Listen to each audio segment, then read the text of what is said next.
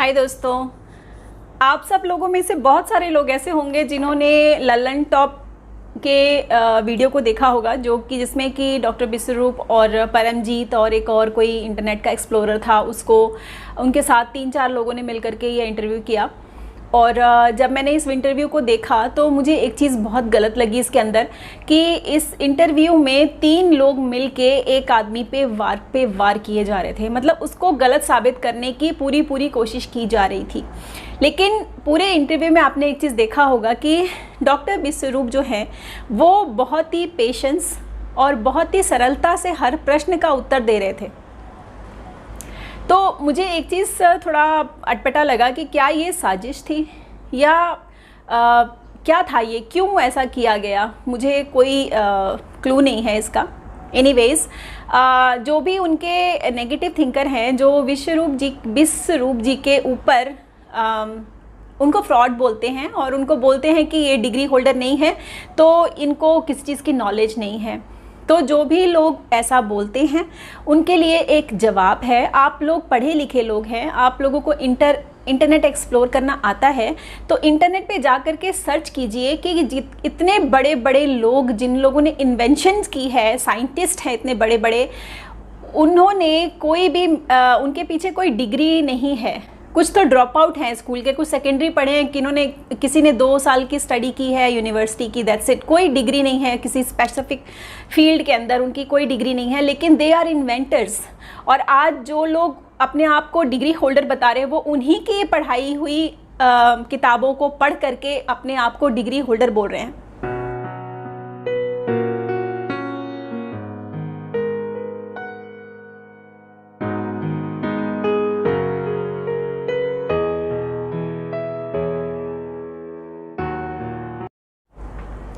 तो ये चीज़ें कहना बिल्कुल गलत है कि आप सिर्फ जो डिग्री होल्डर्स हैं, जिन्होंने उस स्टडी की है, वही सिर्फ उसके बारे में पूरी नॉलेज रखता है।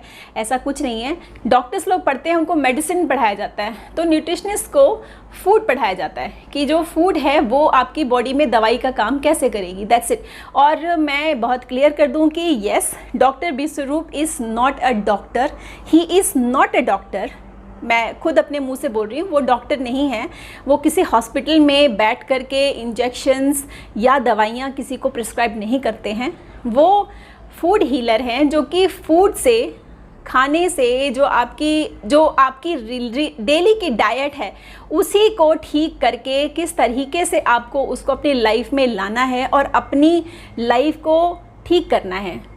आप लोग सोच रहे होंगे कि मैं इतना विश्वरूप जी की वकालत क्यों करती हूँ, मैं क्यों उनको इतना ज़्यादा सपोर्ट करती हूँ। इसके पीछे एक रीज़न है, क्योंकि मैं पिछले 5-6 साल से डिप्रेशन की शिकार थी। जबकि मैं कई बार डॉक्टर्स के पास गई और मैंने अपनी प्रॉब्लम को एक्सप्लेन करने की कोशिश की, तो वो कहते थे कि आप ज़्यादा सोचती हैं, आपको डिप्रेशन नहीं है, और कुछ भी रेकमेंड कर देते थे दवाइयाँ, उससे कुछ फ़र्क नहीं पड़ता था। और मेरे को एंग्जाइटी होती थी बहुत ज़्यादा, मैं एंग्शियस रहती थी, मुझे गुस्सा बहुत आता था, और मेरा जो पैनिक अटैक्स आते थे, मतलब छोटी छोटी बात को लेके एक घबराहट होती थी हमेशा, कि फ्यूचर को लेके मैं हमेशा परेशान रहती थी, हमेशा। मतलब एक अजीब सा एंग्जाइटी थी मेरे अंदर। तो वो चीज़ से मैं 5 साल से परेशान थी और कोई भी दवाई काम नहीं कर रही थी उसके ऊपर। और मैं अपने पुराने वीडियोस में नहीं बताना चाहती थी क्योंकि मुझे थोड़ा अटपटा सा लग रहा था, लेकिन इस वीडियो में मैं आपको क्लियर कर देती हूँ, क्योंकि बहुत लोग पूछते हैं कि आप विश्वरूप जी की इतनी ज़्यादा सपोर्ट क्यों करती हैं। तो यही रीज़न है। मेरी मदर की डेथ के बाद मैं डिप्रेशन में चली गई थी, क्योंकि मैं उनसे मिल नहीं पाई और काफ़ी टाइम से मैं उनसे मिली नहीं थी, तो एक सदमा लगा मुझे, तो उसकी वजह से मैं डिप्रेशन में गई। उसके बाद फिर बहुत से ऐसे अप एंड डाउन हुए लाइफ में, जिसकी वजह से मैं डिप्रेस रहती थी और पैनिक अटैक्स आते थे। तो ये एक रीज़न था। दूसरा, मैं कभी भी आज तक, मुझे याद नहीं है कि मैं कभी भी सवेरे फ्रेश उठी हूँ। हमेशा हर रोज़ सवेरे बॉडी पेन और एक अजीब सा थकावट, बॉडी में बहुत ज़्यादा थकावट रहती थी, लेथार्जिक रहती थी हमेशा। तो कई बार मैंने ब्लड टेस्ट भी कराए कि भाई कहीं ब्लड में कोई कमी तो नहीं है, जबकि ब्लड टेस्ट में कुछ भी नहीं आता था। डॉक्टर्स कहते हैं सब ठीक है। अगर मैं डॉक्टर के पास जाके बोलूँ भी तो क्या बोलूँ, जब कोई प्रॉब्लम ही नहीं है। तो मैं बोलती थी मैं लेथार्जिक हूँ, ये है वो है, तो वो लोग ब्लड टेस्ट करते और कुछ नहीं आता ब्लड में, सब कुछ नॉर्मल लगता था। तो मैं परेशान थी, मुझे समझ नहीं आ रहा क्या करूं। फिर मेरे यूट्रस में पेन हुआ, बहुत ज़्यादा पेन होता था। और जब यूट्रस में पेन शुरू हुआ तो मैं इंडिया में थी उस वक्त। मैं हॉस्पिटल गई, डॉक्टर को दिखाया तो उन्होंने मेरे को MRI रेफ़र किया। पहले उन्होंने स्कैनिंग की, फिर उन्होंने स्कैनिंग में कुछ नहीं देखा तो बोलती है MRI करा लो। मैंने कहा ठीक है। फिर हम दिल्ली गए, हमने दिल्ली में MRI कराई। MRI कराने के बाद उसका रिपोर्ट लेकर के हम पहुँचे तो डॉक्टर बोलती है कोई भी प्रॉब्लम नहीं है, परफेक्टली ऑल राइट है। उसके बाद बोलती कि आप पेप्समेयर करा लो।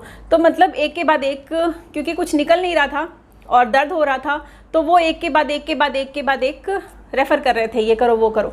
ठीक है, मैंने सब कुछ करवाया और सब में कुछ भी नहीं आया, एकदम परफेक्ट था, कोई प्रॉब्लम नहीं थी। तो कोई प्रॉब्लम जब नहीं थी और इतनी तकलीफ़ें हो रही हैं तो इंसान के दिमाग में एक सेकंड को आएगा कहीं कोई पैरानॉर्मल प्रॉब्लम तो नहीं है।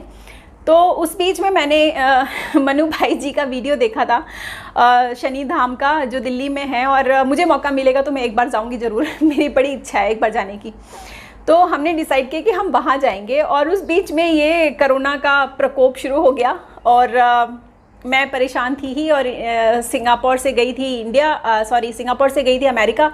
वहाँ से जब वापस आई तो मेरी तबीयत ख़राब हुई और मैंने विश्वरूप जी की वीडियोज़ जो हैं वो खंगालनी शुरू की। और उनकी वीडियोस जो हैं वो मुझे काफ़ी इंप्रेसिव लगी। उनकी वीडियोस मैं देखती चली गई, बहुत वीडियोस देखी मैंने उनकी।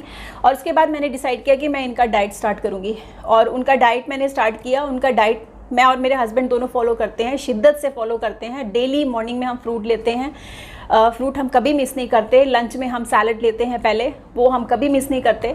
तो ओवरऑल उसके बाद क्या हुआ कि मैं एकदम फ्रेश हो गई, एकदम लाइफली हो गई। अब मुझे लगता है कि हाँ, लाइफ जीने लायक, मतलब एकदम लाइफलेस थी पहले और अभी मैं लाइफली हूँ। जबकि मैं घर में हूँ, कोई एंक्शस नहीं है, कुछ भी पैनिक अटैक नहीं आते मुझे, एंग्जाइटी नहीं होती, भविष्य की चिंता नहीं है मुझे। I am totally happy and my husband is very happy because I am happy. तो ये एक बहुत स्ट्रॉन्ग रीज़न है कि मैं विश्वरूप जी का बहुत बहुत ज़्यादा धन्यवाद करती हूँ। क्योंकि उस प्रॉब्लम की वजह से मेरे हस्बैंड बहुत डिप्रेस रहते थे। उनको समझ नहीं आता था मैं क्या करूँ कि मेरी वाइफ ठीक हो जाए। और उन हर मुमकिन मेरे को काउंसलिंग करते रहते थे बेचारे कि शायद ये काउंसलिंग करके ठीक हो जाए। तो बहुत कोशिश की उन्होंने, बहुत मेहनत की मेरे पे। लेकिन देखिए, फूड खान पान का जो है ना, वो इम्बैलेंसिंग होने की वजह से जो था वो बहुत सी प्रॉब्लम होती है। तो मैंने अपने खाने को बैलेंस किया और मेरी लाइफ बैलेंस हो गई। That's it. So that's why I am supporting him so much. दूसरी बात, हर एजुकेशन जो है वो अलग अलग तरह की होती है। जैसे नेचुरोपैथ जो है, जो इन्होंने पढ़ी है, उसमें ये वेजिटेबल्स और फ्रूट्स पे ज़्यादा एम्फसाइज करते हैं। आयुर्वेदा है वो स्पाइसेस पे ज़्यादा एम्फसाइज होता है। जो होम्योपैथी जो है वो फ्लावर से एक्सट्रैक्ट होती है ज़्यादातर। और जो एलोपैथ है वो केमिकल बेस होती है। हर किसी का अपना एक अलग इम्पोर्टेंस है, एक अलग स्टडी है। और ये हमारे ऊपर डिपेंड करता है कि हम किस चीज़ को चूज़ करना चाहते हैं। तो हमारा सिर्फ इतना ही सजेशन है कि आप एलोपैथी पे जाने से पहले नेचुरोपैथ, आयुर्वेद, होम्योपैथ, इन सब को ट्राई कीजिए। क्योंकि इन तीनों में नुकसान आपका कुछ नहीं होगा, इसका कोई साइड इफ़ेक्ट नहीं है। अगर ये आपको फ़ायदा नहीं देगा तो नुकसान भी नहीं देगा, दैट्स फॉर श्योर। और फ्रूट तो आपको नुकसान देने का सवाल ही पैदा नहीं होता, क्योंकि वो तो नेचुरल है, आपकी बॉडी की ज़रूरत है वो, तो वो उसमें तो नुकसान होने का कोई सवाल ही पैदा नहीं होता है। तो और वो डॉक्टर विश्वरूप सही क्वांटिटी में खाना भी सिखाते हैं भाई, कि आपको कितना खाना चाहिए, कितना आपका बॉडी वेट है, वो चिल्ला चिल्ला के बताते हैं इस बात को। तो इन चीज़ों को ध्यान दीजिए। मैं बहुत ज़्यादा इसमें नहीं बोलना चाहती, बस इतना ही बोलना चाहती हूँ कि ये जो झुंड बना के उन पे वार किया जा रहा है, ये बहुत गलत है, ऐसा नहीं होना चाहिए। हमें हर किसी की रिस्पेक्ट करनी चाहिए। और कोई अगर बंदा किसी की मदद करने की कोशिश कर रहा है तो उसको रोकने की या उसके काम में बाधा बनने की ज़रूरत नहीं है। उनको साबित करने दो, थोड़ा वक्त दो उनको, लेट हिम प्रूव हिमसेल्फ। सो इसी नोट पे मैं ख़त्म करती हूँ इसको। Thank you so much for watching.